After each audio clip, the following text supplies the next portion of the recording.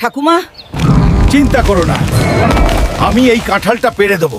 আমি তোমাকে বারবার সাবধানে থাকতে বলেছিলাম, কিন্তু তুমি শুনলে না। দুষ্টু হাল্ক, তুমি যা পারো না তা করার চেষ্টা করো কেন? হ্যাঁ দাদি, আমি ভেবেছিলাম আমি একজন নায়ক হব, কিন্তু এখন আমি একজন ভাঙা নায়ক।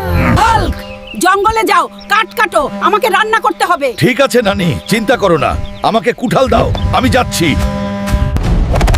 এসো, দেখা যাক কে বেশি শক্তিশালী।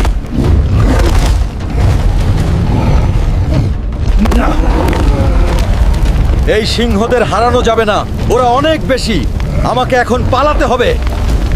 দাদি, আমি কাঠ আনতে পারিনি, একটা সিংহ আমাকে আক্রমণ করেছিল। আমি জানতাম তুমি একটা ভাঙা পায়ের নায়ক। চুপচাপ ওখানে বসো।